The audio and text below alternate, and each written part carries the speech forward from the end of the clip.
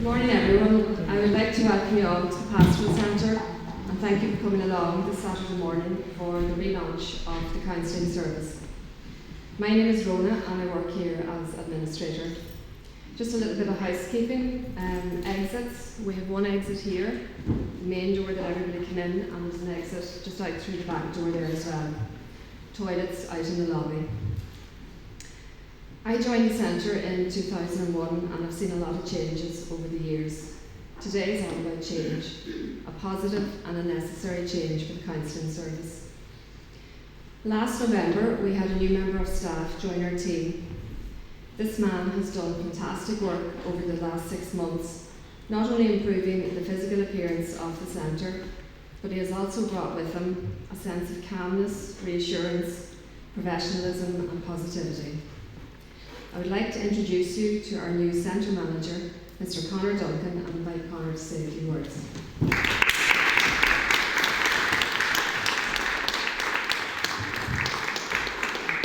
Hopefully you can hear me. I come from a good Northampton accent, not a Donegal accent, so hopefully you might need subtitles, but you'll have to bear with me.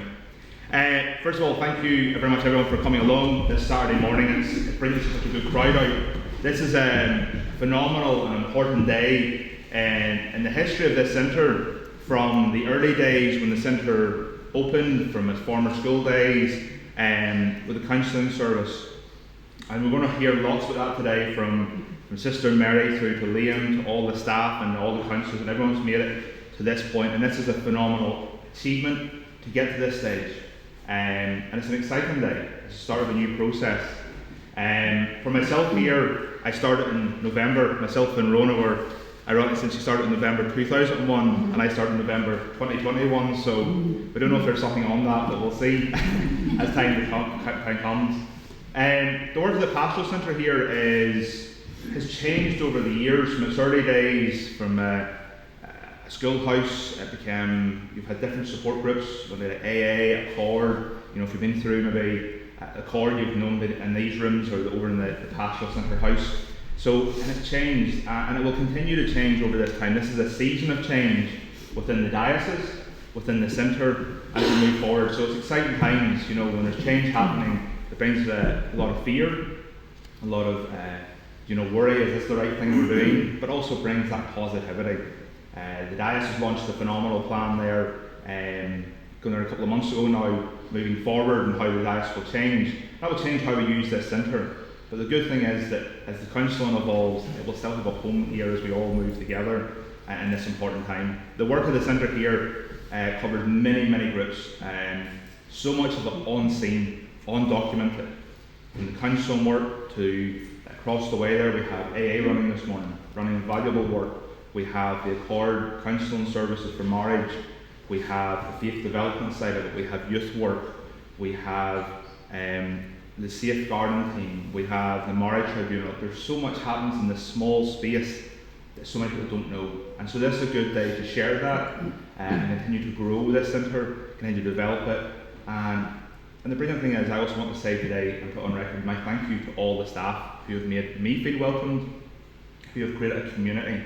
Without each and every one of them working as hard as they do each and every day, and all the counsellors and everyone, we wouldn't be standing here today. From the work of Liam and Rona, and the backbones of Sister Mary in the early days, Father James and the board, this place wouldn't run day in, day out. And many of them give way above their normal hours. And trust me, when you work for the church, you don't get paid massive salaries either. So you don't. So it is a commitment, it is a drive. Most of this is voluntary work, backed up. And people do it because they have a passion. And that's it. It's about welcoming people, making them feel valued, cared for. And the most important thing, from our staff to people that's welcomed through the door, they're treated as human beings. Because we're all human beings, loved and cared for. And that's what we want to continue to do here. I won't say anything more because I've got a lot of speeches today. So I'll come back to Rome. Thank you.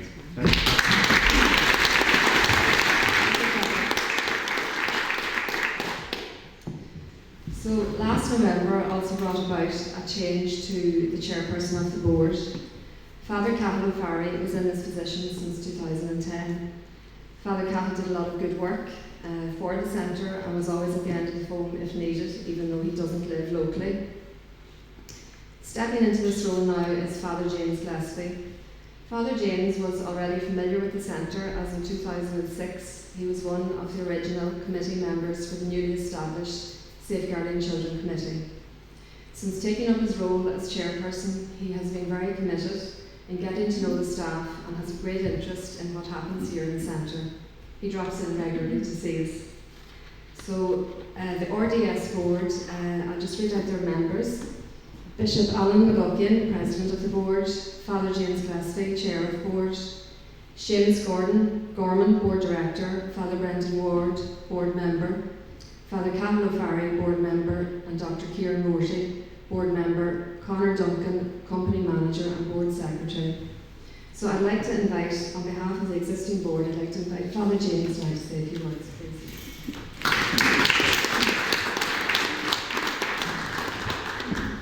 Thank you, Ronan. Thanks to Conor as well. Sometimes when you come in and call on somebody else, they kind of cover nearly everything you're going to say anyhow, But I'd like to welcome all of you here today as well to this very important day where we relaunch the pastoral services here, or the counselling services here in the pastoral centre.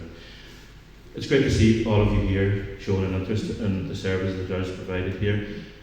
It's especially great to see Sister Mary here as well. Sister Mary and myself worked together in the hospital way back in the mid-90s, and also, as Rona says as well, on the Child Protection Committee when it started off as well in 2006 for a number of years as well.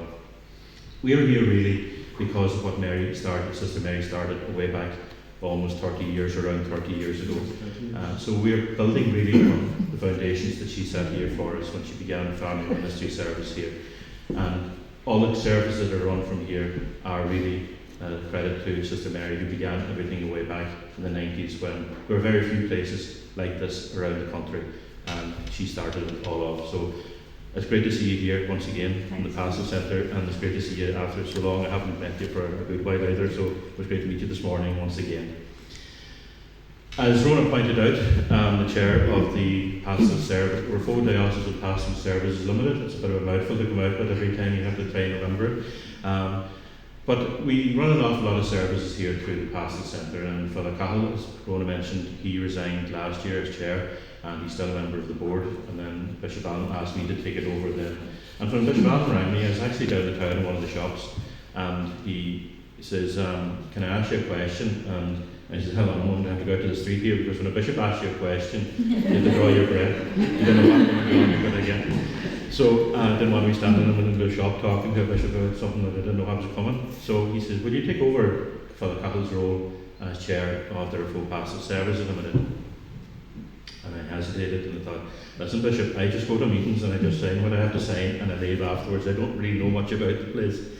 Well, he says, you've been involved in it over the years. He says, maybe you should consider it. You do know more than others, maybe. So I said, fair enough, I'll take it over. So I started in this role back in January. And it's a bit like, you hear things and you know of things that are happening. But it's only when you really see it and witness it for yourself, you get a better appreciation of what really is happening. And since January, as Ronan mentioned, I pop in here, I try to pop in here once a week. You just see the amount of work that's going on here in the Pastoral Centre. As Conor mentioned, there's a whole range of different things that we're responsible for here. And the counselling certainly is a huge element in that. And it's grown from one counsellor way back years ago who only worked 1 day a week to something like nearly 20 counsellors working out of here now throughout a week. And not only just the counsellors that work here, it's also responsible as well for different centres throughout the county as well, from Dunlow to Carndonagh to Donegal Town, Ballycliffe, and Conor or Liam will mention that further later on for us all. So it's grown greatly over the years, and credit has to be given to Liam and to all the staff who work here for developing that service, a necessary service for us all.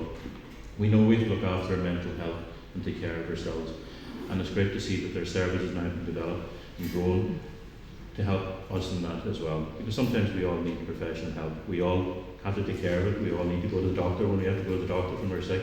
We need to go to a counsellor. We need to go to get mental health looked after as well at times, and that demand is there throughout our county, throughout the whole area, and Liam has recognised that and is working here and through his own role as a counsellor.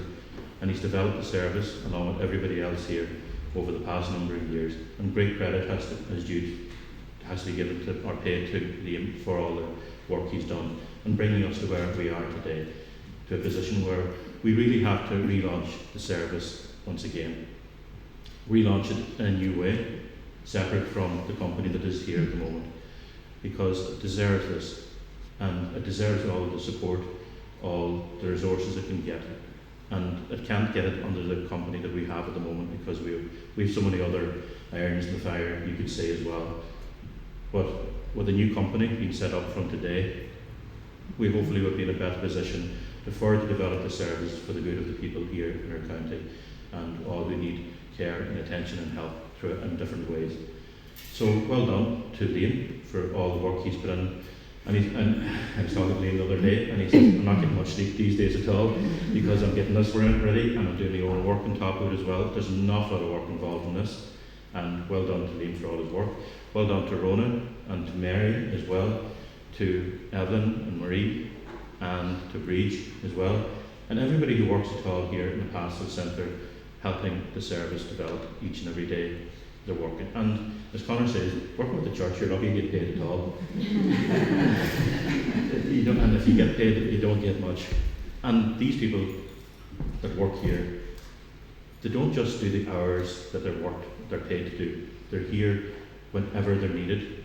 They're on the phone, they can answer a call at their home, and they're dedicated to the place and dedicated to the service, because they know they're really doing it for the good of everyone, and they're dedicated to that service that's offered here. So well done to all of you for all the work you do, quietly, unnoticed here at all. And well done to all the counsellors who come here every week as well, even in holiday time, to come in here to meet people and help people who are in need. And fair dues to everyone for all the work you do. And it's great to be part of that and part of the service, to see you here and walk out full of appreciation for what you do each and every day. And when I see the place, it's amazing what goes on here. And with the relaunch, we'll be in a better position as well to do more and help more people and help you as well do your work. So well done to all, and I wish you well in the future. You're not disappearing, we're not going away, we're not saying goodbye to you today. We're going to be around for a long time, working together side by side here in the Pastoral Centre, and we'll be seeing one another over the years and months as well ahead. So God bless and good luck to you all in your new venture.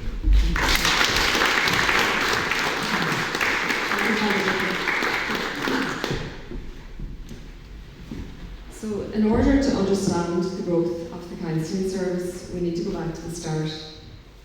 In 1992, our next speaker travelled home from America and took up the position as director of the Pastoral Centre. Our paths had crossed well before this.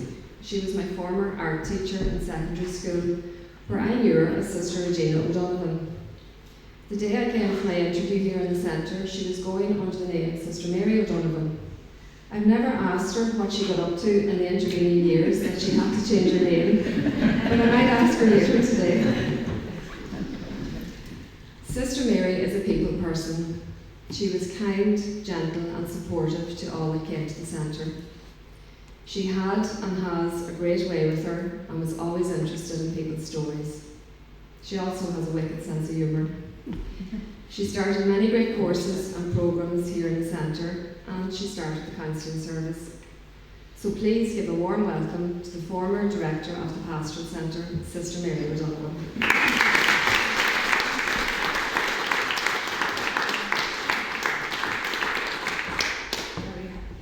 Very hard to live up to. But anyway, you'll excuse me, I'm definitely the elder lemon here today. And I'll tell you a little bit how it did start. Am I holding this okay? Leave it close. Oh, leave it close. Thanks. I'm calling it really the story of family ministry in the Diocese of Raphoe, because that really was my brief. Like the church, and I suppose religious life is part of it, if you work hard enough, you do get rewarded. Maybe not financially, with a little development for yourself that you bring into your next bit of work. So I did get a sabbatical, and I saw a great course in the Furrow, and it was a master's degree in the Jesuit University of New York City called Family Ministry, which included ministry to families in all stages of the life cycle, the theology of the family, and family counselling. There were 3 kind of branches to it. A fantastic course in a mighty exciting city, and did I enjoy it. While I was there, Bishop Seamus Higgerty, the then bishop of our diocese, contacted me and asked me, I was nearly finished at this stage, if I would set up a pastoral centre. Now, they're a pastoral centre for family ministry, because already he had his ear to the ground delicately and mushroomed, but not his ear, but the services. And by listening, you know what's needed. But I've lost my sense there with my little joke. Yeah, so he said, look, there are family ministry is set up in 5 other dioceses: Clonfert, Cork, Dublin, Kerry, and I want it here in Donegal. So I said, grand, and I'd be delighted to use it. So in 1992, when I returned from New York, I started there. My problem was where to begin, because it was an 18-month program. I knew a lot. Where to begin? So I began at the very beginning of life, a Mass for Expectant Families. Would you believe it, that 900 attended, well not, excuse me, 200 attended the first year.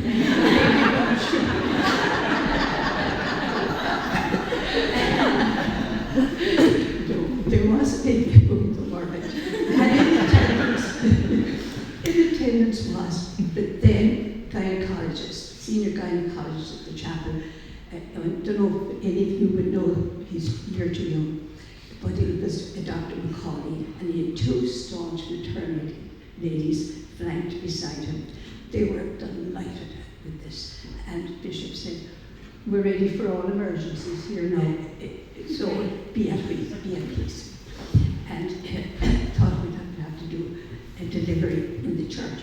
But anyhow, we got going, and after that, what was going to happen next was we had a gathering of all the newborn babies for 6 months later, and it was mighty in the pastoral centre, these services. And after that came, people were interested in what was happening, and that the church had to care for them. So we set up, I better stick to my notes, courses, 6 weeks courses on babies' first years, from primary school, it was the next one, teen parenting program, and parent leadership programs. These were all eagerly attended by the parents at their various stages. Well, the truth is this, that all families need support. So I gave talks on the many issues facing family life today all around the country. Being a parent in today's changing world. If we thought then, in 1992-3, that it was a changing world, now it's changing nearly every week, not even a year, not even the 10 years as it was then. So the talks were being a parent in today's changing world, parenting healthy families, challenges facing family life today, stress in the family. But one of the most important professions in the world, there is little or no training. I know it's a natural thing to love your child, feed, clothe, protect it, want the best. But it's not always the case. And where do people turn to? Would you believe that in 1994, the United Nations declared parenting and family life as the International Year of the Family? Could you credit that? Which further endorsed the role of family in society. Our diocese hosted a fabulous seminar on the role of family. I know you're looking at the pages, but I'm going to leave out the words. All right. So we had a great seminar on the family, and the workshops included coping with addiction in the family, with experts in that time, traits of a healthy family, God and family life, and the teenage years. God, the terrible years, but if you could imagine, it's the teenage years or something else. Some 200 people attended, including parents, teachers, clergy, and counsellors, doctors, and health personnel. Family ministry followed the church's liturgical year, and we had things for that as well. Now, as an accredited counsellor myself through Fordham, and also with the Irish Association of Counselling and Therapy, and an accredited counsellor with Crew's Bereavement and Care Area. I don't know if it's there at all now, it's still there.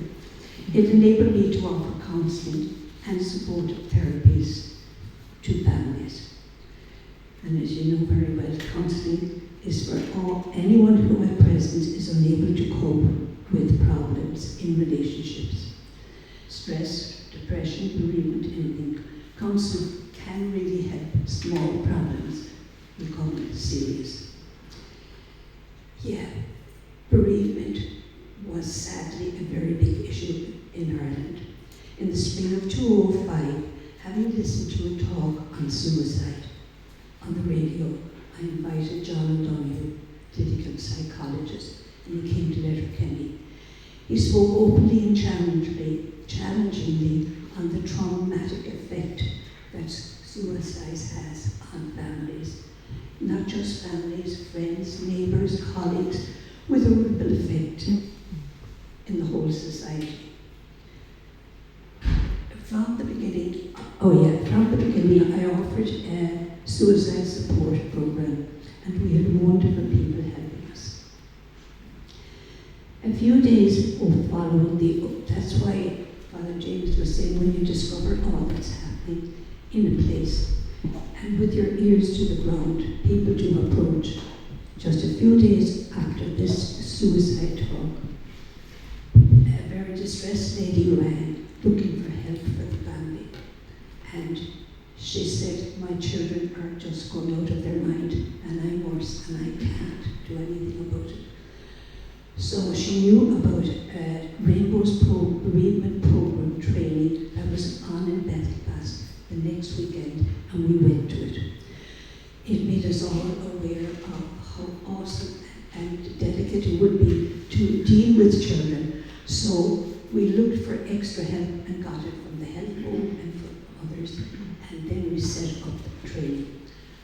Now, in the meantime, we had some bereavement work going on here, and Mary was one of the first counsellors here, together with Elaine and together with Kate Murphy and a few others, and myself.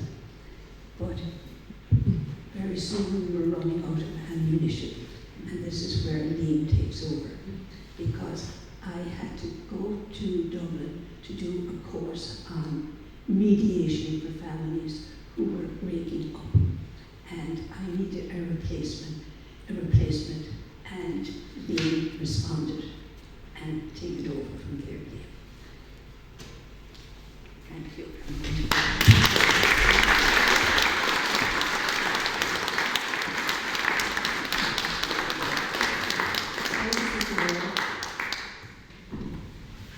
So we're moving on now to our next speaker, Mr. Liam Cannon. Liam joined the Centre in 2010 as the Director of the Counselling Service and brought with him a lot of knowledge, expertise, energy and fun.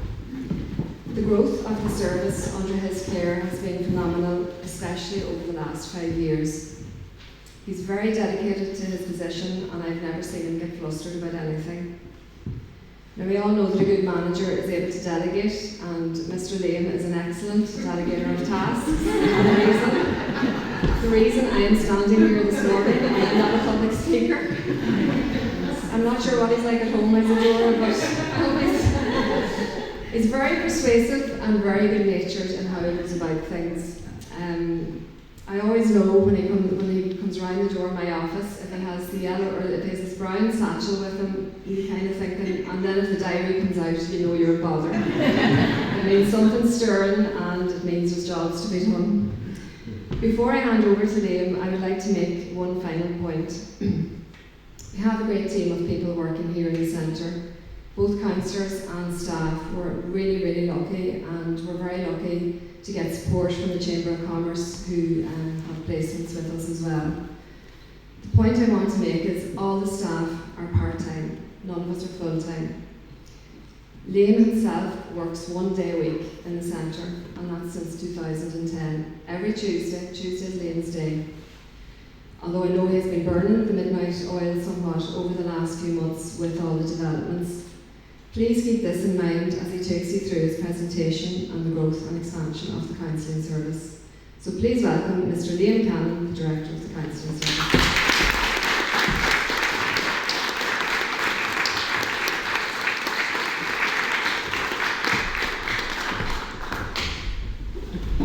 So good morning everyone, and it's nice to see such a large gathering of people on a Saturday morning. I suppose a bit overwhelmed by everybody that has spoken so far. I suppose I'm most surprised at Rona. You know, it sounds like I'm a bit of a slave driver. But yeah, I suppose this morning is really important for me, and I'm really proud to be standing here today at this point with the services that we have here in the centre. I joined the Pastoral Centre in 2010. So when I actually joined the Pastoral Centre here, we did have, I think it was about 5 counsellors, and we were offering an adult service. So it was only adult counselling that were here, and all of the counsellors here were volunteers. Over the years, there's been an increase in the demand for counselling, for adults, but also we were getting a lot of requests for counselling for children, and we didn't have any counselling available. We had Rainbows, as Sister Mary mentioned there. Rainbows is a support programme, but it's not actually therapeutic counselling. And the centre, the money we had at that time was 26,600 a year, and that money went towards the adult service only. So as I came into the centre then, my role was to maybe try and coordinate the counselling and to offer the clinical supervision for the staff that were providing the counselling. So it was really building a team and ensuring that the people delivering the counselling were supported in their role, which is a really important part of the whole profession anyway. So my work then, as I say, continued on that role for a number of years. And again, the requests were increasing, demand increasing, but mainly the one thing that I did notice was that we were getting an awful lot of people looking for support, a lot of families out there needing support with children and young people, and there was nothing really available. So, I suppose I got a call from a lady asking for support.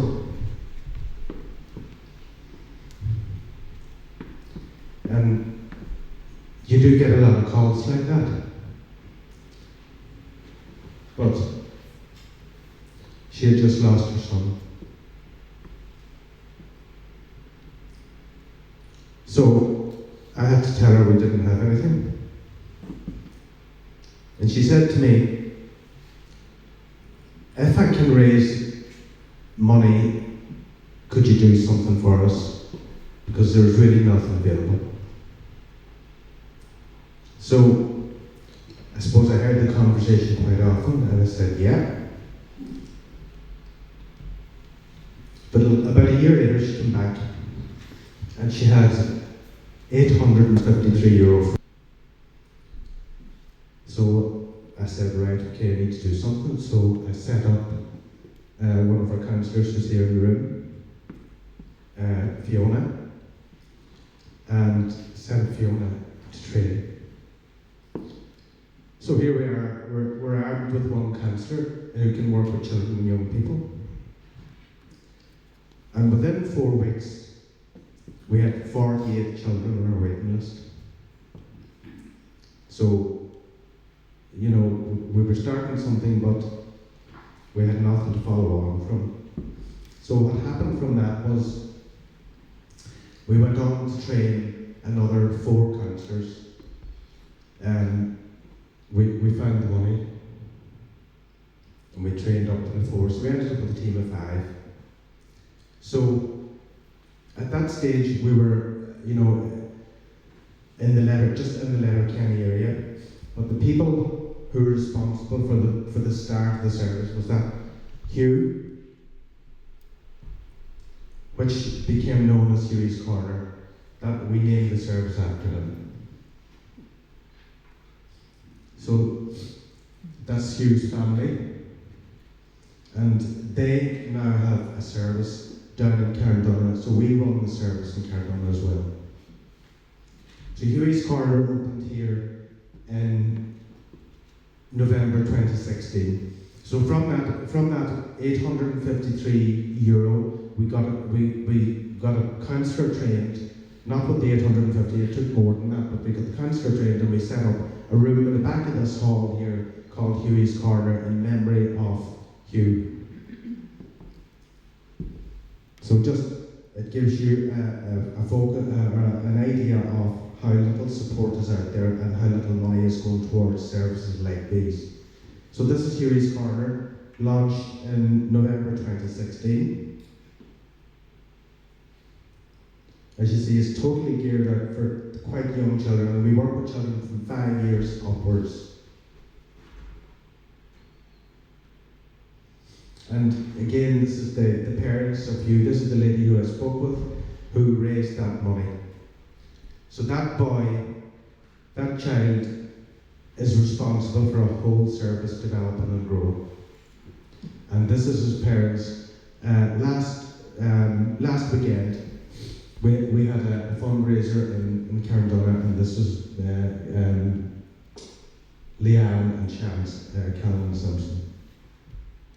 So that's the story of how the service began, on a shoestring. But you know, when we look at where we're at today, we're a long way from where we were in terms of the number of counsellors and the service that we have, but we're still struggling financially. Another service I want to talk about is Gemma's Legacy of Hope. And that service was launched in Carndonagh, in Dunlow in April 2021, so just over a year old. So unfortunately, it's another story. Gemma's Legacy of Hope is in memory of Gemma Boyle. And you know, again, it's how people around us or how people in our communities that we don't know are struggling. There's a woman looking happy, full of life, and sadly passed away to suicide. So from that loss, there were 2 committees actually set up in Dunlow who started to look at what they could do in the area. They started fundraising, and just by chance, in a phone call again, I got speaking with a lady who was inquiring about something completely different to what we were offering. She said to me, "Well, what do you do anyway?" And I said, "Well, telling her we do counselling services here," and she said, "Good, you know." And anyway, the conversation went on. She said, "Could you help us out down here in Dunlow?" So that's where this service extended out to Dunlow. So the Dunlow service, I don't know, you know, every time I go down to Dunlow, I'm really taken back by the support, the community support, but they're totally 100% dependent, well, not almost 100% dependent on community support. That's fundraising, really. And this is I suppose the last piece of fundraising was done. This guy, I'm sure all of you have seen him on the TV. He'd been covered quite well in the media. This guy travelled right around Ireland, around the coast. He's 81 years of age. So, a man who thought he could support and help expected to raise a few thousand, and he picks up 108,766. That belongs to that service in Dunlow. That allows them to pay us to deliver the services down there. And so there's quite a bit of fundraising has been done in that area, and they have their own centre down there. They have 3 counsellors in that area, 2 working with children and adolescents and 1 with adults. So again, you know, it shows that the need in a rural area. At the very beginning, I think it's important maybe just to think about counselling in general and how sometimes there's such stigma attached to it. And when we were in the early stages of conversation about this,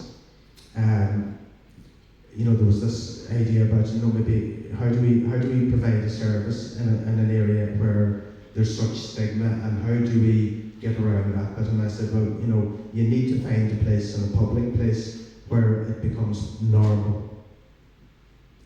And the feedback I get from John Boyle, who's Gemma's husband, is that everybody in the town is talking about the great service now. So it shows you, when we stop hiding and we come out, how it changes society, how it changes rural communities, how it allows people to find a voice to come forward for support. So these are just pictures just over the last year from fundraising events. And here we have John Boyle and his 2 children, Aaron and Kayla, and myself and Mary with Paddy, you know, after that fundraising event. So that's the centre, and us in the centre in Dunlow. And again, another event that they had in, as I say, the community spirit down there is unbelievable. Another event that they hosted down there was a boat run from Burtonport to Tory Island, and you know, it was one of the best days I've had in a long, long time. So you can see the crowd, you can see the amount of people who took part in it, who again came out and supported the services there locally. Beautiful scenery, beautiful pictures, and of course, Jason Quigley. Jason is a really big supporter of everything we do. Everywhere we are, he turns up. And, you know, when people know he's coming, it brings people along. They might come to a counselling conversation, or, you know, a conversation about a counselling course, but they do come, or a programme, but they do come, you know, to see Jason, so we benefit from that. So Jason's always been there for us, and we really appreciate him, and a real gentleman. So in the room, I have John Boyle. John is the husband of Gemma.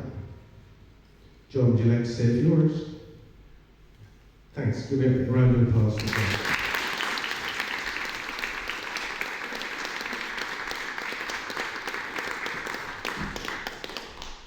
Hello everybody. A very emotional day, but a very proud day to stand here in front of you all to talk about mental health, to talk about the brilliant service that we have in Dunlow, and courtesy of Liam and all the people at the Pastoral Centre. They've been just amazing to work with. Nothing is a problem. The brilliance, we have lovely premises, as you see in the pictures. Liam has spoke about most of it. The community spirit we have in Dunlow is just amazing. From the day that myself and a very good friend of mine, I had a lovely talk with a good friend of mine, she's present here today too, Breach, and we said we needed to, something had to be done in the area after losing Gemma. We hadn't got the services. We badly needed the services. The children, there's so much children hurting in the world, and we thought charity has to begin at home as well, because we have so many kids and adults suffering in our areas. So myself and Breach, we came together and we talked about what we could do, or what we could try and do. And then Liam explained that just a phone call by chance, that he got talking to Breach, and the service was born out of that phone call. We have 3 counsellors working there, as Liam said. We have 2 child and play therapists. But most of the people being treated at the centre is children. And when children are hurting, their parents are hurting. When their parents are hurting, their grandparents are hurting. So the knock-on effect to families, like say one child is hurting, you're talking 50 people in the circle of the family. So to date we have 158 people has come through our doors since April 19. That just shows you the many children and adults is hurting in Donegal. That's just Donegal, a small area that we have, the Rosses and Fintown. So what is it like all around Donegal and all around Ireland? Mental health. You know, mental health is the same as anything. It's an illness. If you have a sore head or any disease, you go to the doctor. This is our doctors here. And they are very good doctors. They are doing an amazing job. We're so proud of them. We're so proud of the service we have in memory of Gemma. And hopefully the community we have, the amount of money has been raised, that's just a few of the fundraisers that you were showing you, but there's actually, we do our own fundraiser, which is the New Year's Day Swim. It's in memory of Gemma and her name in her memory. And for the first year we gathered 67,000 for that swim. And that was just a wee local community. Plus then Paddy's was 108,000. We had the Float for Hope that gathered 30-something thousand. We had small fundraisers, people doing raffles, people just doing swims, anything and everything. And like some was 200 and 300 euro, but that 200 and 300 euro can help so many people. No matter how small the donation is, you're helping somebody. There was little children on the beach today, we did our swim, and they were throwing their pocket money into the bucket. Like €1, is it, you know, they were, oh, it's not enough, Dad, it's not enough. It's enough. Every little bit helps. Because once you gather €40, you've secured 1 hour's counselling for a child or an adult. And maybe 4 or 5 hours counselling can help that person turn their life around. So I'd just like to thank Liam, I'd like to thank everybody here today. And I think it's a thing we need to really look at and support and help. And Donegal and the wider, especially our own areas, support everybody that's trying their best to get these services into their area. They should be supported like everything else. And badly needed. We don't want to see children, it's hard to look at children suffering. And when you look at Leanne Callahan, sweet boy, it would break your heart just to look at it, you know, she lost her child. But look at the positive things she took into the area by that. She started all this service. And now, as Liam said, all the outreach services surrounding Donegal because of that starting up. So, I'm not going to say much more, just thank everybody. You're all, the Pastoral Centre crew have been so good to us. They've been so easy to work with. And our own committees in Dunlow, we have 2 committees. We had a fundraising committee that we set up at the beginning, and now we have a committee then that runs the service. Anything that's needed for the service. We have Gemma's Legacy of Hope committee that's in charge of all the fundraising, and then we have Gemma's Legacy Matters that manages everything to do with the counselling and any moving forward, if we're going to take any services, adaptations to the premises. We've done a new car park and everything there, so we can park 10 to 15 cars there. Before that, we only could put 3 or 4 cars there. So we are going to hopefully, you know, broaden the service out, take different things to the service according as it grows. But it's just the support of the community has been just amazing. Well, thank you all very much for being here today. Thanks a million for everything.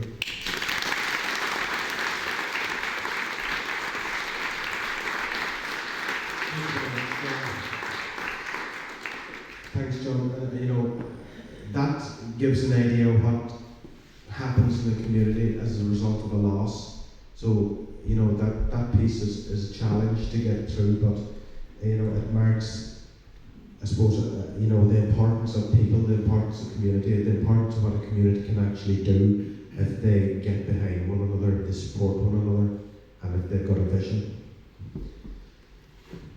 So, as I say, the original child and adolescent service, that was set up in 2016, out of that €853. That's 2 community examples that you can see that really started off. What it meant for us was, we had 5 counsellors at that point, trained in child and adolescent. It meant we had to create a whole new governance standard for the service. This isn't available. You can't buy this, you can't download this, you've got to create this. So my work then started along with a very good colleague, and I'll talk more about her as I go forward, but the writing up of governance to oversee that service and policies, procedures, paperwork, that all has to be sort of put in place. The other part of setting up a child and adolescent counselling service we didn't recognise at the time was the fact that you're dealing with families. You're not only dealing with your client as you are, if you're working with adults, you're dealing with a family situation, or quite often you're dealing with social work or various other services out there that are involved with that situation or child. It makes it difficult for us because our work as therapists is very different. There's a lot of therapists in the room here, so they'll know what I'm talking about. But our work is based on being able to provide a safe, confidential space with the person we're working with, and that goes right down to the child, right to the adult.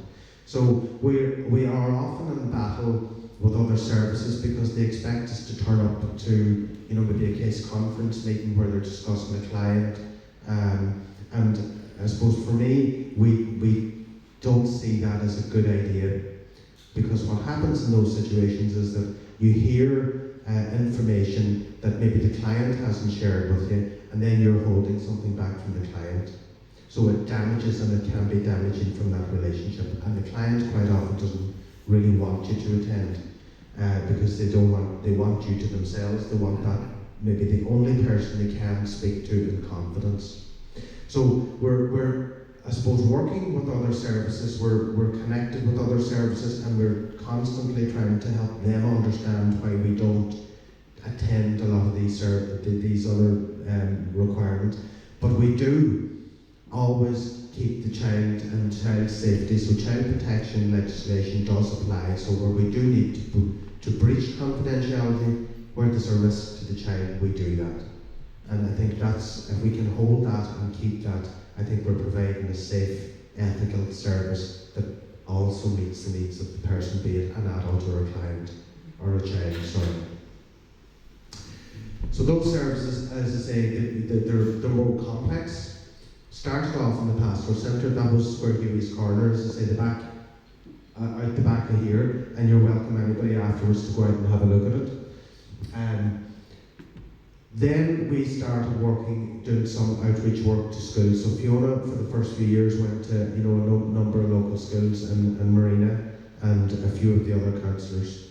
However, the demand for the services grew. Rather than schools looking first, communities were looking first. And so we began to then spread out into other communities, not going and setting ourselves up, but being asked to come and set up. What happened then was the money we had for adult counselling was switched across to Tusla, and so we ended up with no money for adult counselling at all. So that's just tracking the services to date. We opened here in 2016. Stranraer opened in June 2019. Now Stranraer is 1 day a week. Buncrana is 1 day a week. Carndonagh opened then, and that's Huey's Corner in February 2020, and it's 1 day a week. And this is because of money. Dunlow opened in April 2021. And now we do some work for Donegal Youth Services as they need. We have recently signed an agreement to do a pilot scheme with CAMS, which is the Child and Adolescent Mental Health Service, and that's 1 day a week for 40 weeks in 3 locations. So that's Buncrana, Stranraer and Letterkenny. The other project that's there is called the MACE project, and that's new. That's EU funding that is been allocated, and TUSLA are responsible for, I suppose, setting up that service. It hasn't quite kicked off yet. So it's for multiple adverse childhood experience. That's what MACE stands for. So when you look at the number of hours that we're doing, not because that's all that's needed in that area, because that's all the money that's all we can pay for in each of the areas. In every one of those areas there is a waiting list, and I don't like waiting lists.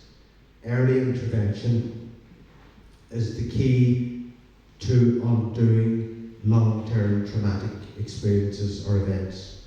So if a child or any person is in a situation experiencing, extreme, or not even extreme, but any abnormal experience, the longer they're in it, the longer it takes to get them to come back out of it again and to process it, because it becomes. I mean, if I can give you an example of, early attachment is really important, because that's how we learn how to do relationships. That's how we build our confidence, our self-esteem.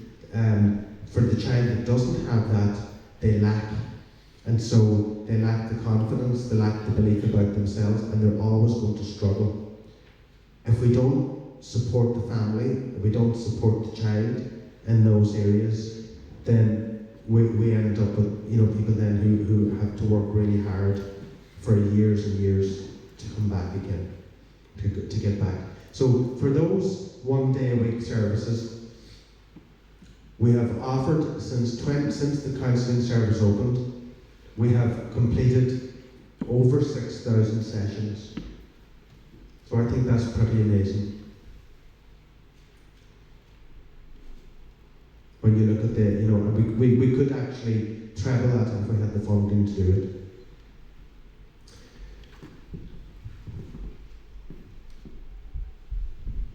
So as I said earlier, there is no adult service, there's no funding available for adult counselling, but we still provide adult counselling. We have 8 adult counsellors at the moment. In saying that, without the funding part, we rely heavily on donations, and we rely on any community funding at all that we can draw from, but we still have nearly 3,000 sessions completed in that time. So that's, with the small amount of money we have, you've about 8,000 counselling sessions provided right around the county around the county in 5 years.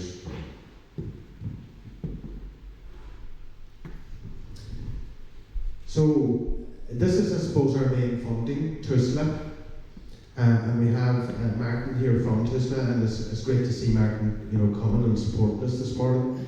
So for the Letterkenny service, we have 12,400 a year. Buncrana, we have 7,100. So you see how we've only got the provision for 1 day a week in that area, because it's 7,100 for the year. And the same for Stranraer. And again, Bundoran and Dunlow are 2 other services, and they're part funded. But that's the total of TUSLA funding available to us to cover all counselling, really, but it's all child and adolescent. So we've got 35,700 a year. That's not even the salary of one person in the HSE. And for that, look at the work that's been done.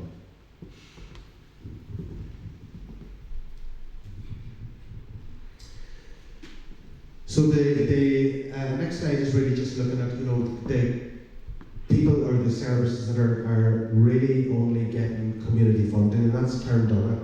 So the family who gave me that first donation, they have no funding at all. They're totally reliant on their own fundraising events. Dunlow, again, apart from that €4,550, they're 100% relying on funding from community and projects like that. Dunfanny is a new project, and Donegal Youth Services, and both of them are I'm talking about €4,000, but they know that there's a need for the service. But again, that's all they have to give us to provide a service.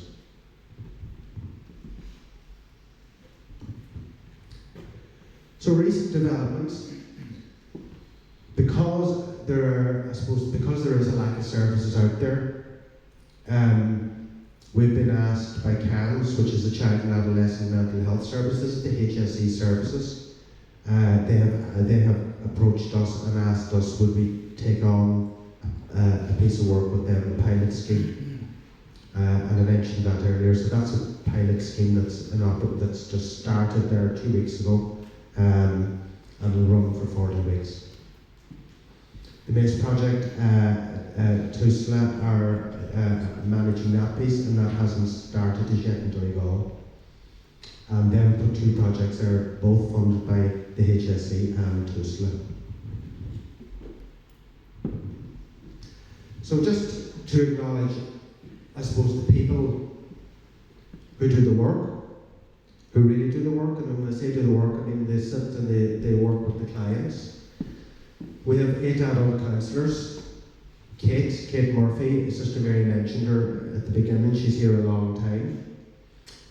Maureen Brown is in Dunlow.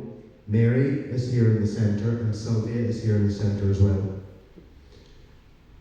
Donna, Mairead, and Laura and Imelda are here in the centre. And then we have, as I say, the only adult person providing adult counselling is in Dunlow, and that's one of the community funded projects. Because we have no budget for adult counselling anywhere out there, they're just offering, most of these are volunteer. We have 10 child and adolescent counsellors. We have Miriam's with us a long time. Fiona is with us a long time. Liam is new. It's not me, it's another Liam. Not as good as me, but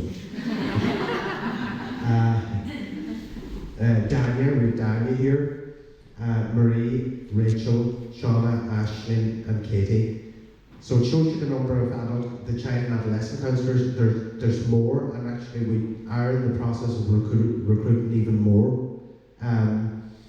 Quite a few of the people we have, we're very proud to say, are qualified to master's level. We also have 3 clinical supervisors. This is a new development. 3 clinical supervisors, Marina Sweeney, Moira Sharkey, and Dennis O'Connor.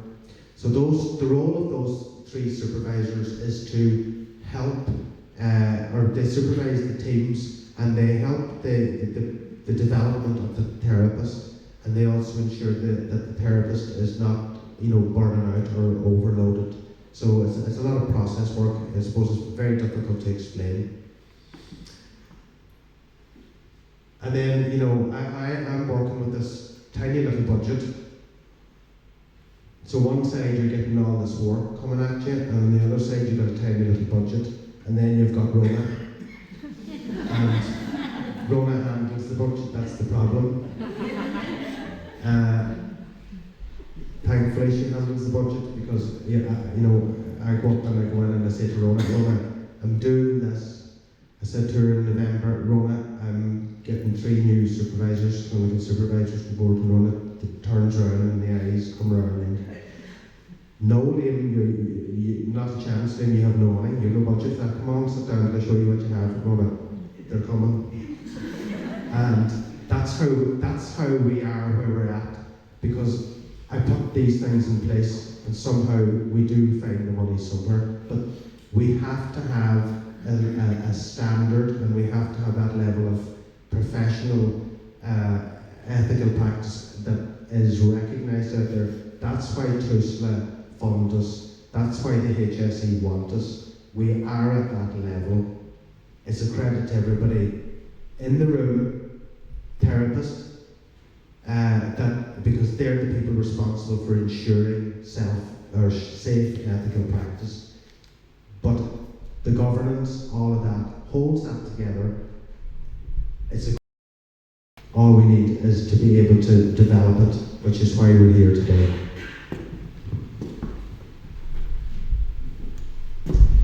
The counsellors we have, again, that was one of the big things I did change. One of the things that didn't happen here was that there wasn't money for it, of course.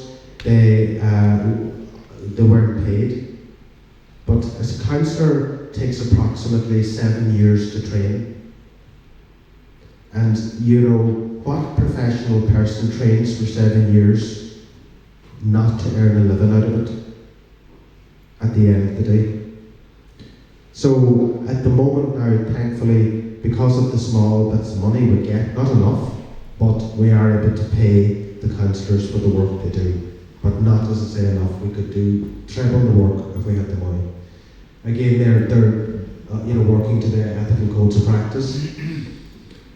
Most counsellors come in here as students. We have a number of students at the moment. And I suppose it's a good sign of the service, and it's a good sign of the support. We have group internal supervision, and then they have external supervision as well. But most of the people who come here stay here.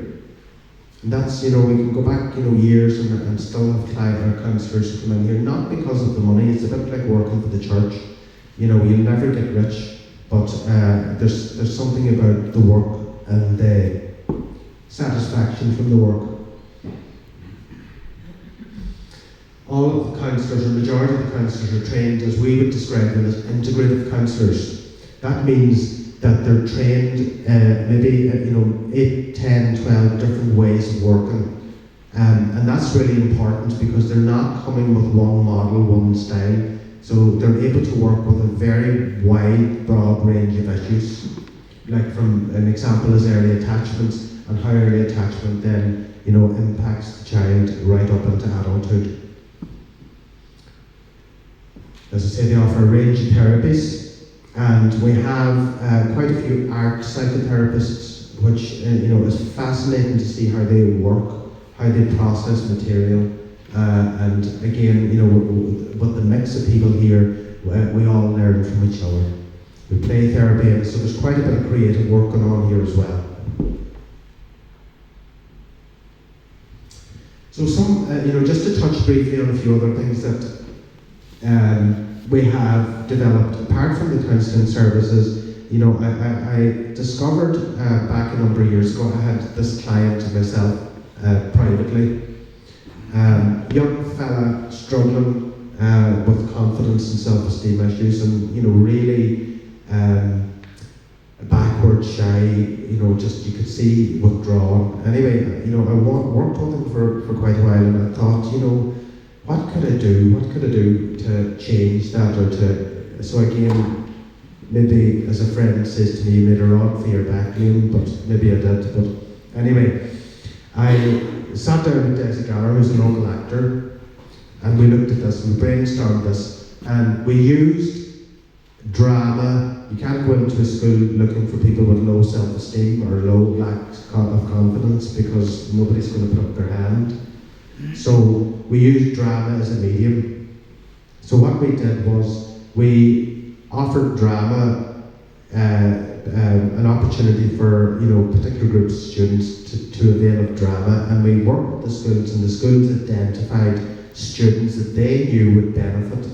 So Desi would go along and speak to those, and do a wee bit of work with them, and then they had the opportunity to come in here and work for depends, about 10 to 14 weeks.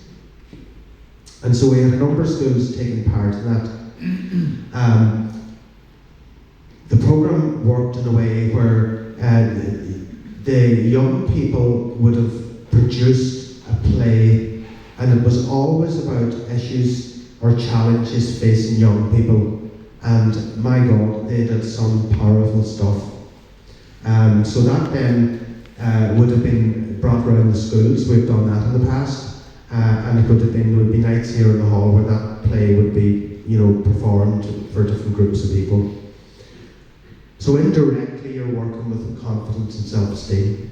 Those people that lacked were standing up. I remember one night in this hall, one of the groups, this young girl came in, and her neck or her head was sitting on her shoulders. She was that stressed.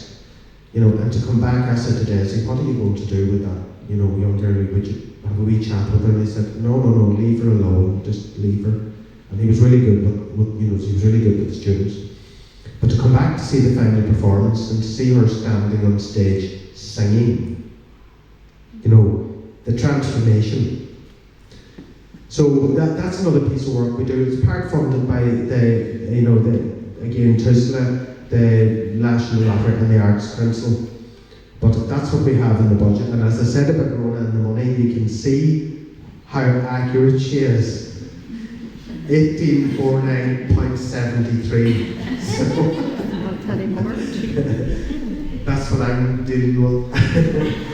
So the other thing just to acknowledge there is that the drama programme as well, we have done research. Last year we conducted research and we went right back to the very first group of students who actually took part in that programme 7 years ago. And what they told us was unreal. People were saying, some people that had been interviewed said it was what changed their life. And some of these are past third level education now, working as professional people. And to hear, the impact of a wee drama programme in a parish hall, that how it can change somebody. The other piece of research that we have done is in the Child and Adolescent Counselling Service. So, that was conducted, I sat and did that. Shauna Connolly, who's in the room here somewhere, Shauna's the counsellor. Shauna actually did all the interviews for me, but I sat and wrote that up. So that's the kind of thing you do. You don't do it one day when you only have 1 day a week. It's extra time. The same with the drama programme. So the other programme that's on here, and other programs that are on here, we have a bereavement group. And the bereavement group is a programme that runs for 8 to 10 weeks. Each week, it's a closed group, and each week a different theme is discussed or worked with. And it's a structured group, and it's closed. It's funded as well. Sorry, I didn't put that up there. Rona funding from TUSLA. Okay. And that's free to participants. So that's one group, and that's a really, I suppose, important group. Because I suppose most communities there's a lot of bereavement. The other one we have is a programme that I've developed as well. It's called A Changed Life, and it's for someone who has lost someone to suicide. Very powerful programme, runs 8 to 10 weeks again, and it's same idea as the bereavement group's closed. But the one difference is we can only accept one member from each family at a time, and that's because suicide is complicated. Everybody's experience of the same suicide is different, and so if you have 2 family members with 2 different perceptions of the same loss in the room, it'd be pretty difficult to work with. So we only, for that reason, have one member of any family at a time. So again, that's funded by TUSLA, and it's free to participants.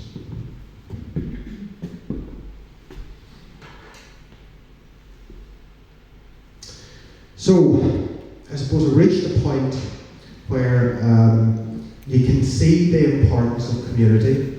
You can see what a community can do. It is a community model. And, one person, I suppose, that I'm going to invite up in a moment to talk to you on that is Marina Sweeney. Marina is with us in the room. Marina is, I suppose, she's the recipient of the Karen Berkeley Award in 2012. The Karen Berkeley Award is an award presented from IACP, which is the Irish Association of Counsellors and Psychotherapists, and people who get this award get it on their work, as in what work they have done in communities, their contribution to counselling and the profession over years.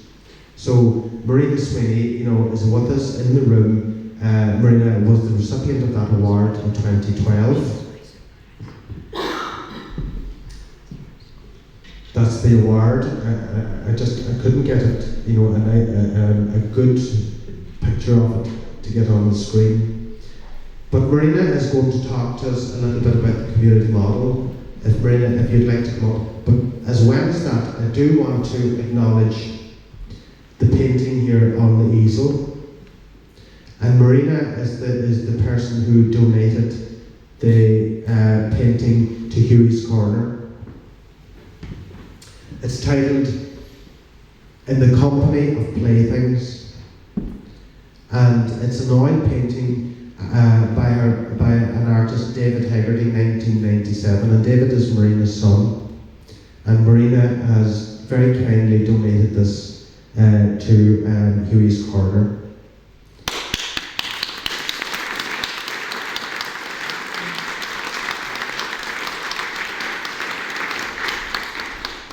So it's in appreciation of the services provided for children by the counselling services at the Pastoral Centre, which is really nice.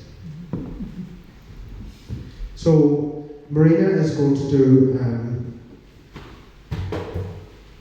a little bit on the community model, so give her a hand there.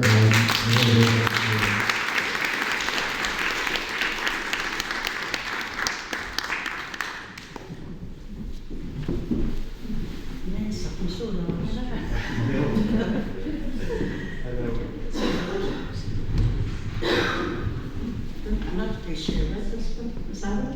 That's it, just keep it up nice and close. Do you want to stand with this? Yeah, I'm going to use my notes. I'm going to use my notes because of that. Here we go. Senior moments and all that. Okay, thanks, Liam.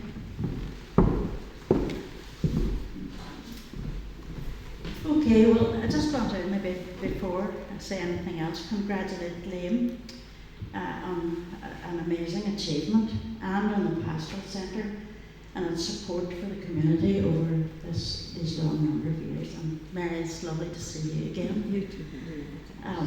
Okay, so I'm very proud to be sharing this wonderful event and to have the privilege of honouring not alone a valuable and badly needed service in Donegal, a service that's embedded in the community model. The community model of care is very different from statutory services and relies heavily on the willingness of individuals within it to understand and support many different specific roles. It's a model for which its success relies on the willingness to give time, energy, love, commitment to understanding and responding to the grassroots needs of any community. Now, my first introduction to the Pastoral Centre work was through Liam Cannon. The Pastoral Centre work is a prime example, an amazing example of work in the community. I met Liam through another agency about 21 years ago. And from the very start, I wasn't talking to him 10 minutes until I realised that this was a person working from his heart. And so I've stuck with him ever since because I'm fascinated always by his commitment to his work with people, by his ability for complete acceptance of the human being in front of him. And really, that is the heart of the community model. So when he asked me to speak here, first of all I said to him, well, what would I have to say? You know, this is your work. He said, you'll find something. So that's all I could think about, was to maybe talk a little bit about the community model and its value and its importance. So the model itself, this particular model operating through the Pastoral Centre and in general as a holistic approach of understanding a community and its associated issues, and counselling can be done individually or in groups across all ages and genders. The model focuses on the identification of grassroots needs and is designed to highlight factors that influence community dynamic. So really, it's about the lifeblood of the community, in my mind anyway. The community model is nothing new. Of course, it emerged in the USA following the World War II and the Great Depression, etc. Both these events had resulted in the escalation of mental and emotional health problems, not seen or noticed to the same level previously.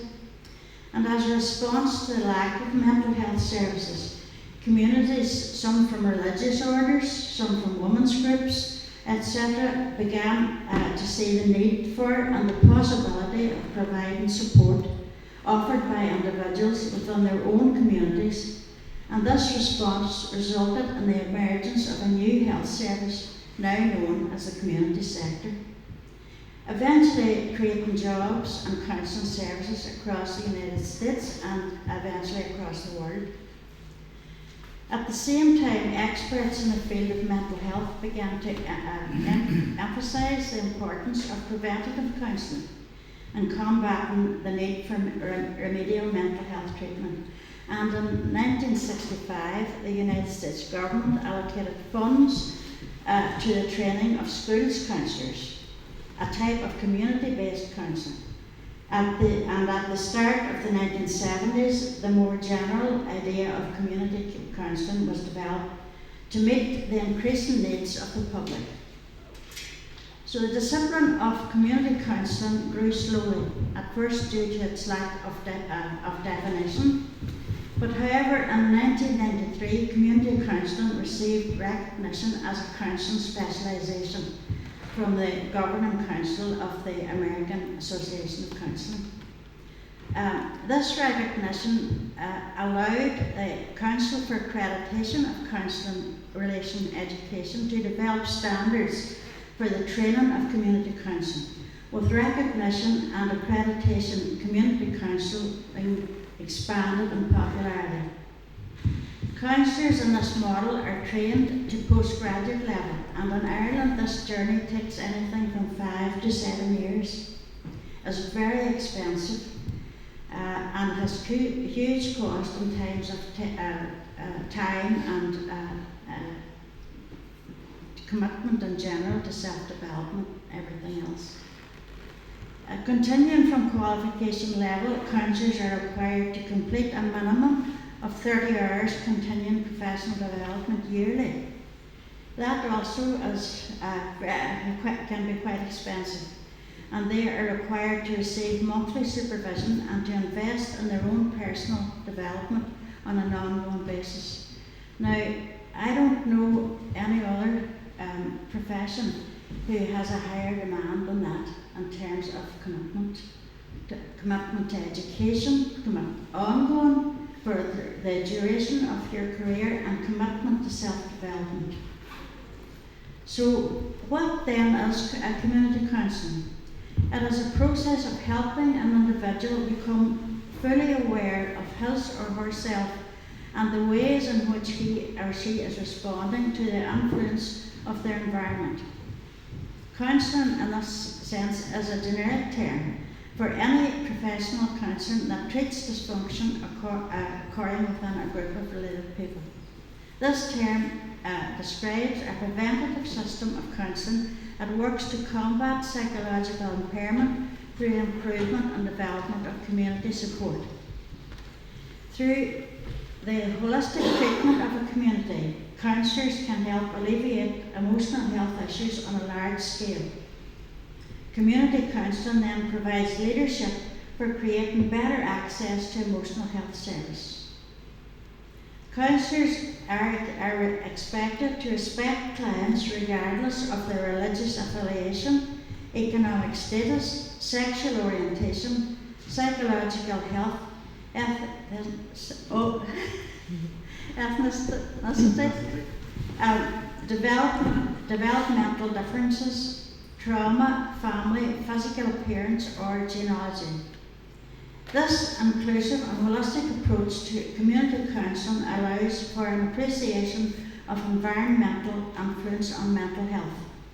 It is, in a way, the community model is a model of self-help. It is a respectful, compassionate, and courageous approach to help each other. And I just have a little bit more. You'll be glad to. If we can ever manage to get to it. Okay, so community counsellors need to be strong leaders who can make direct and indirect services available for their clients readily and in the shortest possible time.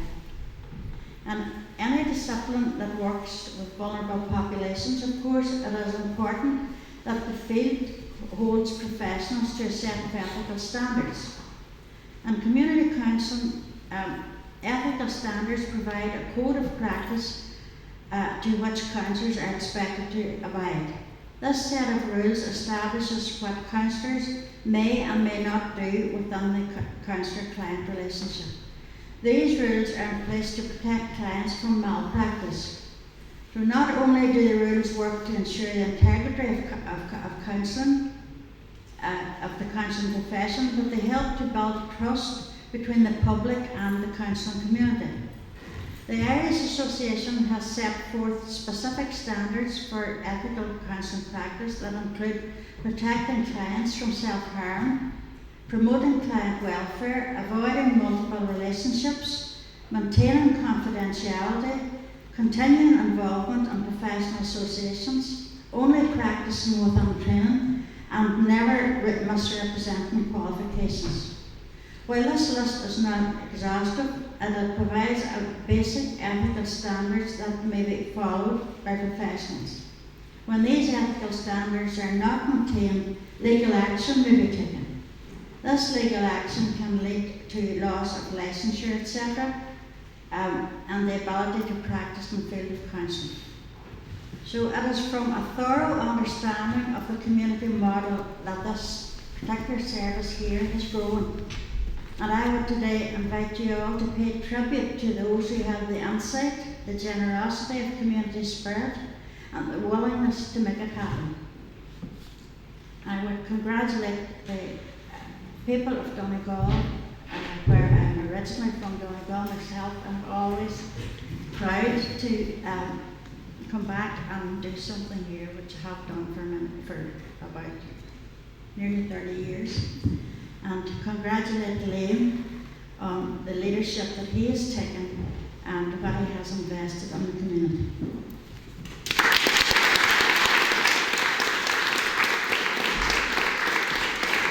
Thank you very much for kind words. So, glasses on now. Oh yes. I just want to, I suppose, there's somebody else I think that today needs to be acknowledged.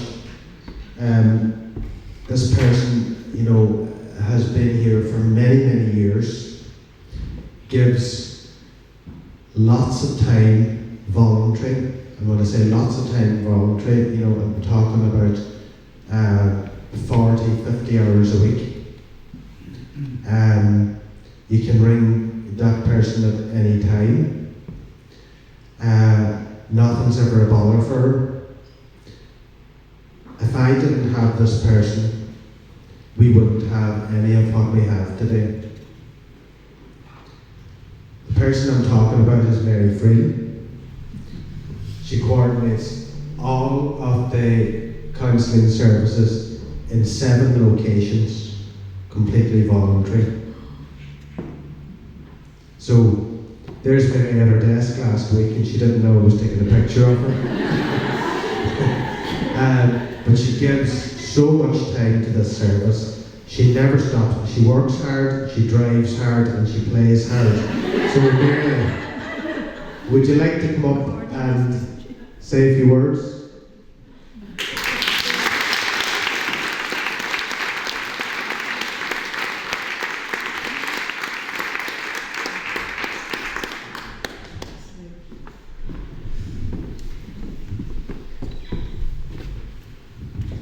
Hello to everybody, and it's great to see this service getting to this stage. Before I say anything, I am not a public speaker. I really don't like this at all, but there's a lot that has to be said. Welcome to everybody really for participating in the whole launch of it. It takes a lot of work, and it really is a very much needed counselling service.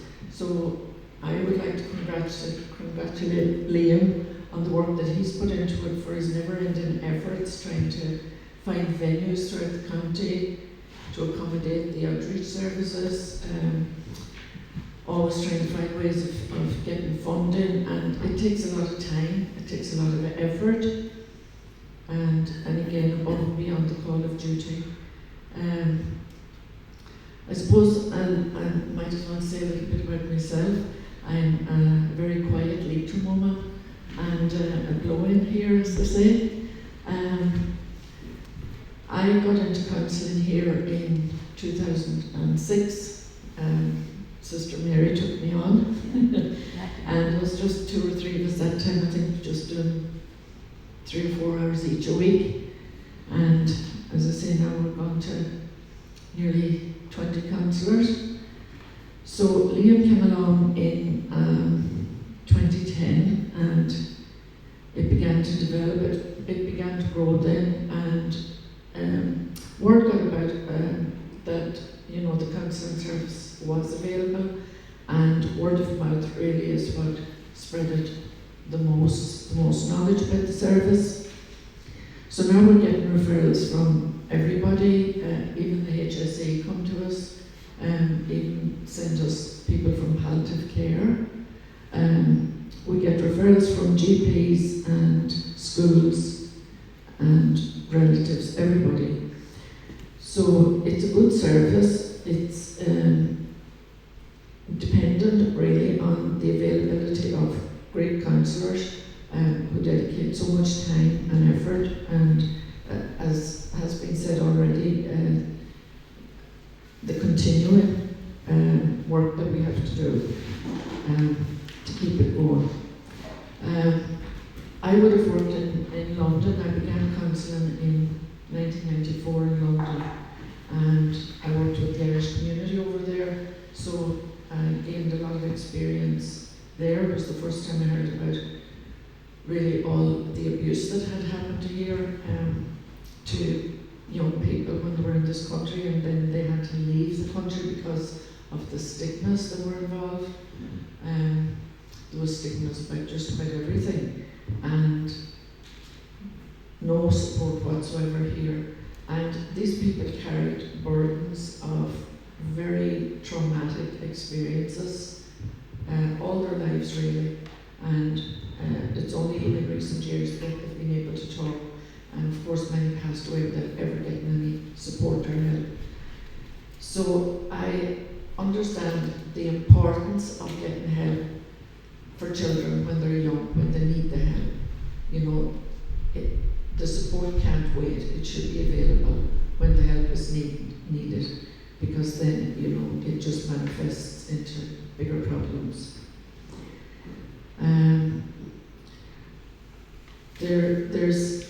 There's a lot of changes in the problems as well, and the issues that we get in. Mainly at the beginning, we were working on bereavement, relationship difficulties, and anxieties, things like that. Nowadays, the social media and the internet has created a huge amount of different problems that people suffer, especially children who are exposed to things they shouldn't be exposed to, and it's amazing how much they are able to get into, you know, even the dark web, and they know far much more than we do, and they can get into these things much faster than we can. Addictions has also increased, and there's addictions to just about everything now, including social media. There's Facebook and all these other things, and you couldn't keep up with all the new stuff that's happening out there. Some of the referrals we're getting now are from parents who are extremely anxious about what their children are learning and what they're exposed to. And we're getting 8 years old having suicidal thoughts, and that's worrying. Anyway, our service here is, all I can say is it's extremely busy, and I suppose I became the counselling coordinator. I can't even say when it happened, it just happened gradually. I I just asked him. I just asked him one day, you know, did he want a hand? And that's where it started. And he started from there, and yeah, he's not afraid to ask. So I'm not going to say any more here, apart from the huge amount of administration that goes into all the work that's done. There's reams of paperwork and database that we have to look after. Everything's done ethically and professionally and within all the guidelines of the Irish Association of Counselling and Psychotherapy. So I'm just going to leave it there and say thanks to everybody, and it's great to see this happening today. Thank you, and thanks to you. Thank you.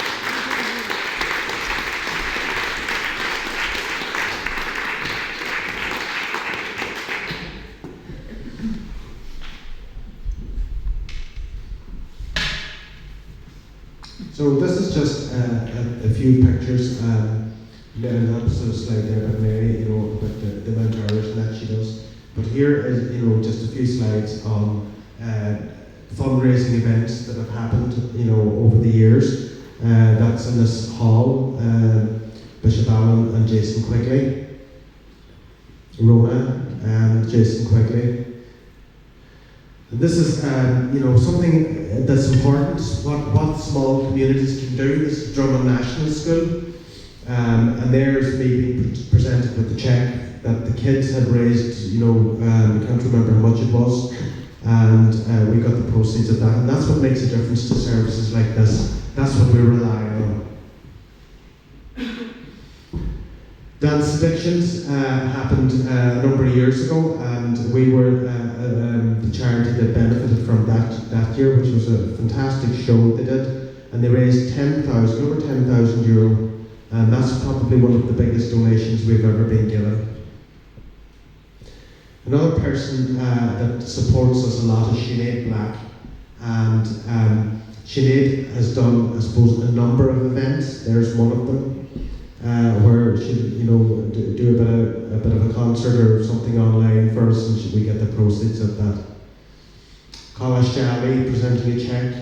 And then there's Mary and Shauna there out promoting the service at some, I think it's in Stranora that night we were. Mary Boner. Mary ran a marathon and raised the money and gave it to us, which was 1,500, which makes a big difference to us. That was back in 2019 when you could run before COVID. So that's just an example of things that people do that make a difference to us. So we're getting to the stage, you know, where we're coming to, I suppose, nearly an end at this point, apart from one thing that I have to finish out here. The reason for the, just in case anybody's not sure about, I think Father James, he stole my thunder and told the story really about, you know, why we were making the separation. But just in case people don't quite understand what's about to happen. You can see we struggle for funding as we're attached to the church, and that's our biggest difficulty. That once we put in an application for funding, or once we look at it, or putting it in, before we even put it in, if we look at the criteria, a lot of the criteria stated by funders is that they don't fund church-related activities or anything like that, so we're automatically excluded from even applying. And this is an ongoing problem we've had for years, and the only solution that we have to it is that if we divide the counselling services away from the church. So where the services actually started under Sister Mary, I suppose today marks the separation of that, the division of that, because the services, in order to continue to grow and develop, needs to be able to secure adequate funding to do so. So today marks, you know, we have the Rafo Diocesan Pastoral Centre Board, and that'll be for the Pastoral Centre. Today we're now setting up a board just for the counselling services. So that board will take on that role and I'm very lucky that we have quite a few people who have volunteered to do that, people with a lot of skills. Separating from the church also means finding a new name, and I suppose if you think about everything we've talked through today, you'll see that we range from Carndonagh. We go from Carndonagh all the way to Dunlow. You know, you've got Letterkenny, Donegal, all in between, all the way to Dunlow. So I felt that, moving forward, it was really important, because of the scale and the spread of our services, that we actually had a name that could in essence capture all that. So what I've decided on is our new service will be called Tir Chonaill Counselling and Psychotherapy Services. And I think, the name Tir Chonaill captures it. It's Donegal. It captures the whole of Donegal. And we are already the biggest and the only leading provider in child and adolescent psychotherapy in the county, and we're almost covering the county in 5 years. So I felt finding a name that was suitable, that could last with the service, was important. So counselling, the new service will be known as Tir Chonaill Counselling and Psychotherapy Services.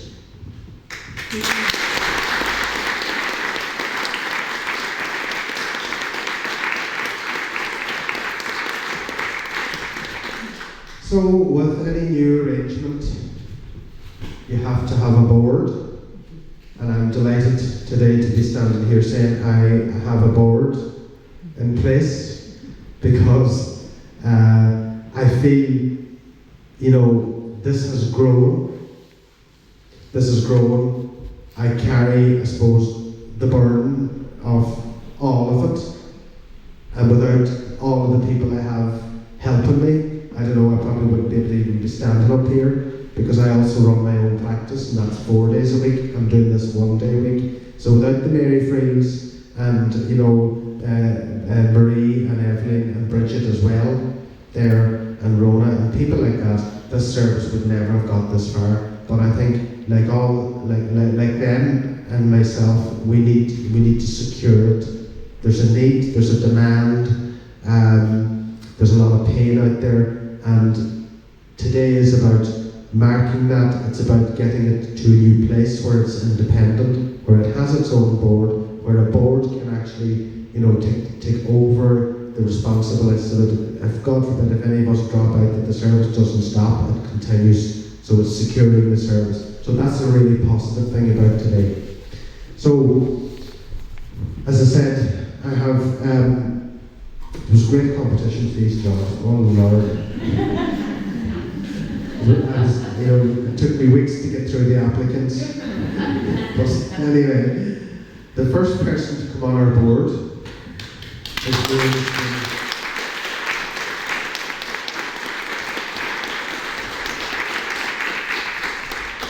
So to have somebody on our board of Marina's calibre for me is really important. Winner of Carol Berkeley Award. She understands what community is about. She has been involved in many, many projects throughout the community for years and years. So Marina is coming to us. A personal profile. She's a qualified therapist with 33 years experience and is an accredited supervisor and trainer. She's trained in person-centered counselling, integrative psychotherapy, solution-focused therapy, group therapy, trauma, addictions, eating disorders, and crisis response.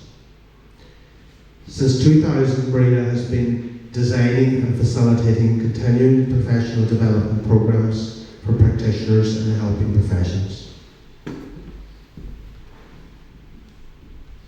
Our training programs include training for qualified practitioners in solution-focused brief therapy, eating disorders counselling, trauma counselling, sexual abuse counselling, solution-focused therapy and addiction counselling, mind, body and spirit healing for helpers, again looking after the helpers, the people providing the supports, and supervision as a reflective activity. And Marina is also, as I said, the recipient of the Carrie Berkeley Award, and has been on the board of IACP, has been a volunteer there for approximately 17 years. So welcome Marina, and I really appreciate you taking on this task. The next member of our board is Danny Devlin, so Danny's with us here as well.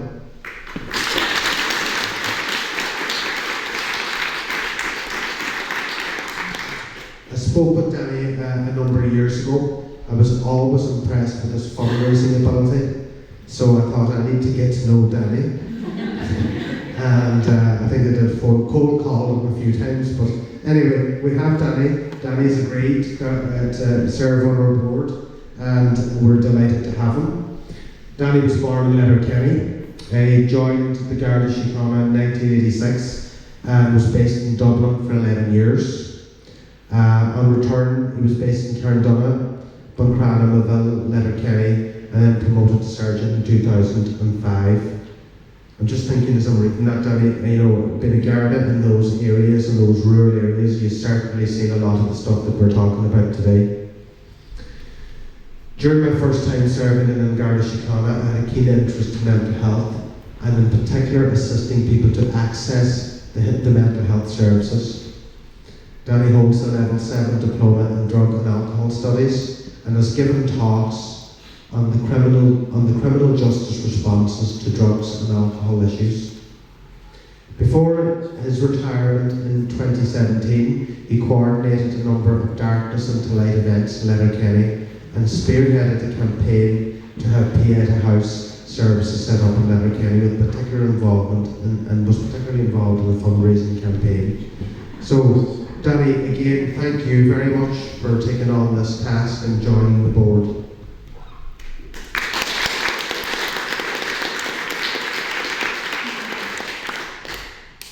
The next lady we have is Moira Sharkey.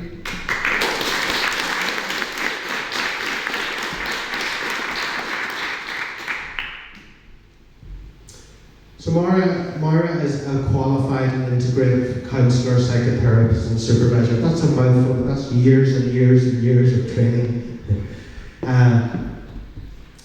She has undertaken training in integrative counselling, sensorimotor psychotherapy, solution-focused therapy, hypnotherapy, bereavement and sexual abuse trauma training. So lots of experience and years of work there.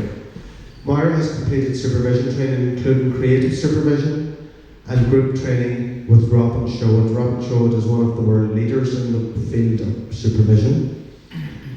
Moira is an accredited counsellor, psychotherapist and supervisor with the British Association for Counselling and Psychotherapy.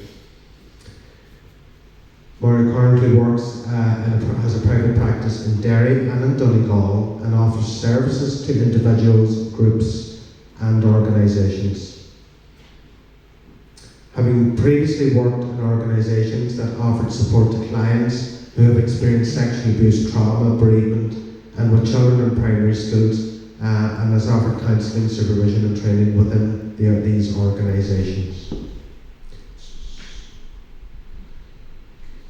Moira also worked in nursing and lecturing professions and has qualifications in both, having graduated from the University of Ulster and Trinity College Dublin. Moira volunteered with the Irish Association of Counselling and Psychotherapy for several years and is the past chair of that board. Moira has been working in the counselling profession for more than 20 years and is committed to her ongoing personal and professional development and of the profession in Ireland of counselling or psychotherapy in Ireland. So Moira, thank you very much for again taking on this.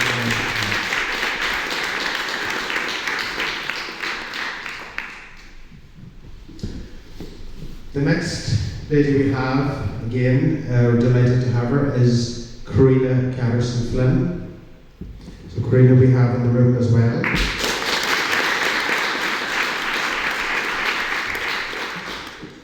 So Karina Catterson-Flynn is currently project manager with Donegal Parent and Family Support Services, which is a community-based parent and family support service, seeks to empower children and families across the county of Donegal. Karina currently holds a BA in social care from TUI Dublin and an MA in community and youth work from NUI Maynooth. She's a qualified mediator and family mediator also.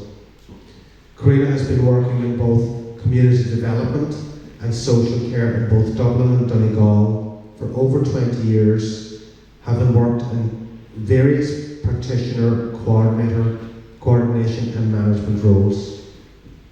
She has a special interest in client engagement and participation alongside organisational management and governance. So, Karina, thank you very much.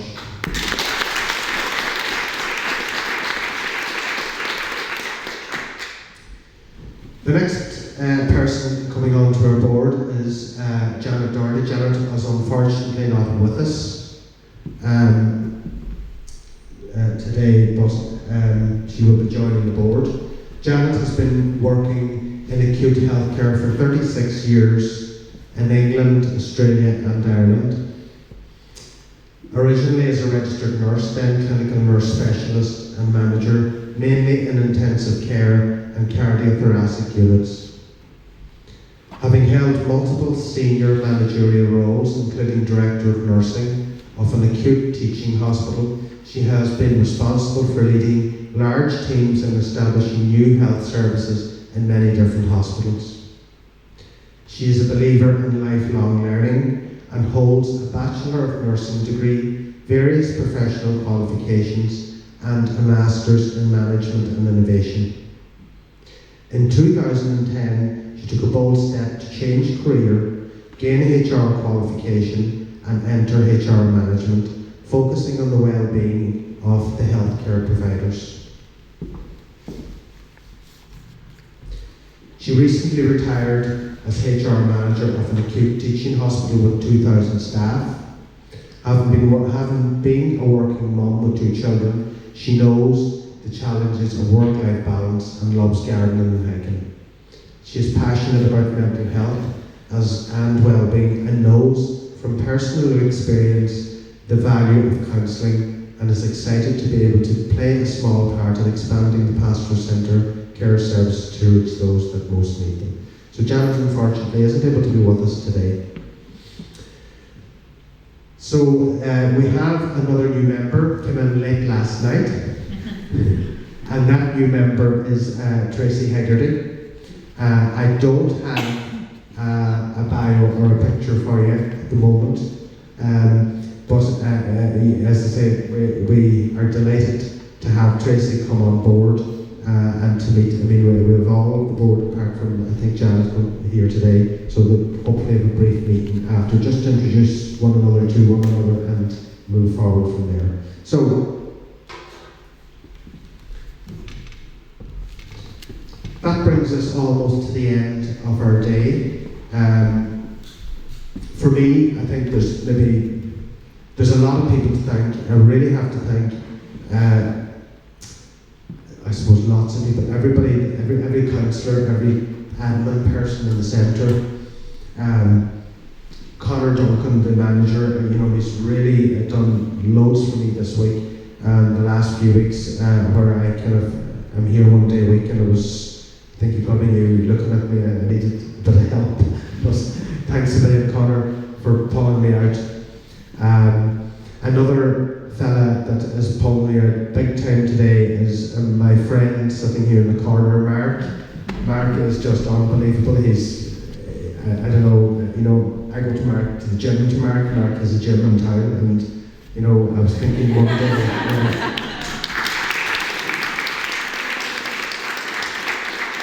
I said to Mark one night, what are you doing on the 21st? Do you want to tell the story? No. What are you doing on the 21st? And he said, why? I said, something for you to do. He said, what? I said, will you do it? He said, I'll do anything you want as long as it's not go for a run with me. No, it's not go for a run. So Mark, this is why Mark's sitting here today. Mark committed on that day. And Mark has done a lot. I know I don't have to worry about the technology or anything when Mark's here because he does all that stuff. So Mark, thank you very much, most sincerely. After that Mark lined up then, I thought, God, what about a PA system? And, started to think, God, where am I going to get one of them? And luckily my nephew, Oisin Cannon, and I cannot thank him enough, came down this morning before he went to work, set this up, and without it we would have been badly stuck today. So that's two lads, technology, one providing sound and the other providing video, I think. Is that what you're doing? So that has got us through today. Before I finish, I think there's a little bit of something left to do. I suppose just the person that we were talking about earlier, the person who founded the Pastoral Centre, who set it up, who started the family support services that now has grown into this. It's like all the little things along the way that has brought about these changes. So Sister Mary.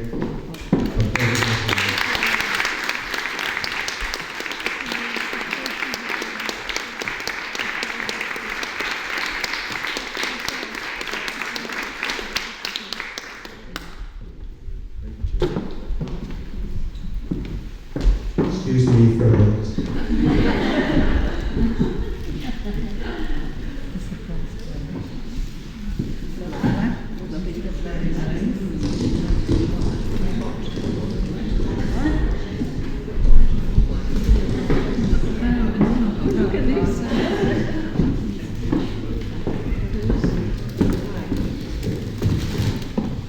So, I suppose the next person that I just, I did have her up here talking a wee while ago, and she does work hard, she does a lot of volunteer work, is Mary Freeland.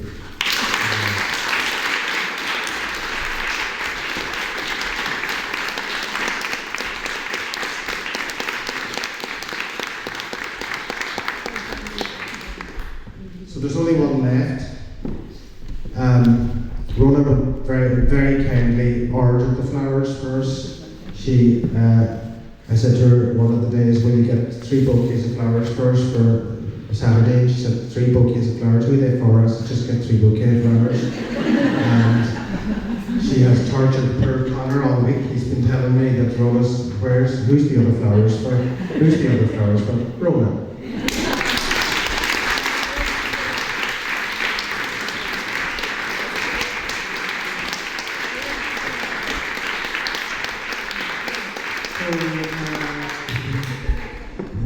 So I think that's me concluding for today. I'm delighted and proud that all of you have turned up and sat through this all this morning. We have tea and sandwiches or tea and something, Connor. Yeah, okay. So Connor sorted out that first. I hope I haven't left anybody out, but do know, if I haven't named you, that every one of you it's meant a lot to us that you've turned up today. And I'm delighted that we've got this far, that we have the launch done, that I have a board in place and help, and hopefully, as I say, the service continues to grow. So I'll hand you back to Rona. Thank you all very much.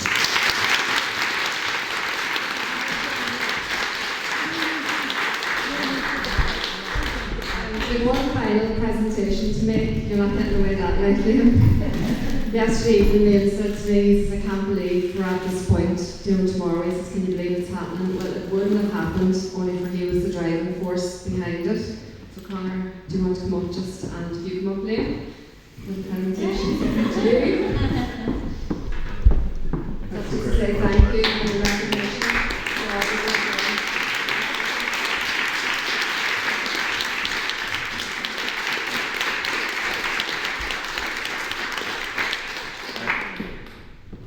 I think it's been testament today to everyone, the passion that Liam has for the service, the emotion, the drive, everything he has.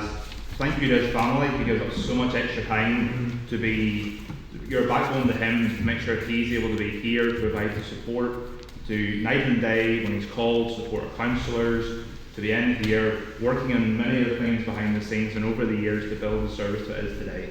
Like, it's phenomenal, and it's just a small token to say thank you for everything you have done, and we wish Liam, his board, and everyone every success, and that we are totally behind this, and we will support him and working with and building and continue to build, because it's evident today with everything we've heard, mental health is a major crisis in our communities.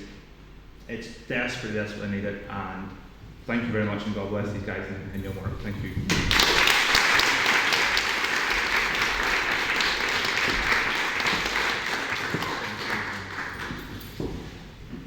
Would anybody else like to say a few words before we finish up?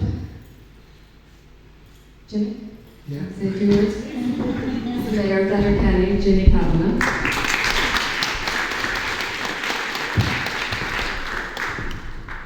Hello everyone, and I wasn't expected to speak, so that means we'll be short, so you can relax. Listen, first of all, thanks a million for the invite to be here this morning, and apologies for being late, but I was just saying to Father Jim, in a way I'm glad that I was late, because if I had been in time, I would have been in the door and probably talked to a few other councillors and TDs and got a few photographs and been out the door again. So I'm really glad that I saw the presentation, and it's given me a great insight to the amount of work you do, the great work that you do, and the value of the work you do, and the fact that you do it right across the entire county. So I'll make a commitment this morning. If it chain round the neck minute, well, it's not round the neck now, it's sitting under a chair down there in the box, but I'll be finished with that next month, and I will commit that I'll do some sort of fundraiser for the service. And you can hold me to that. At very worst, we'll get that 184973 up to 1850.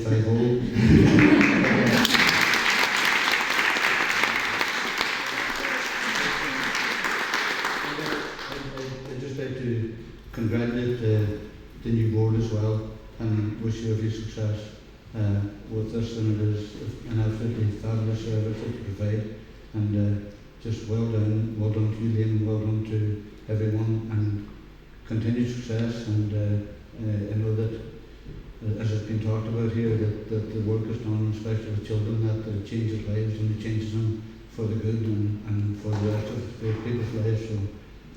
So listen, thanks everybody very much, and all the best.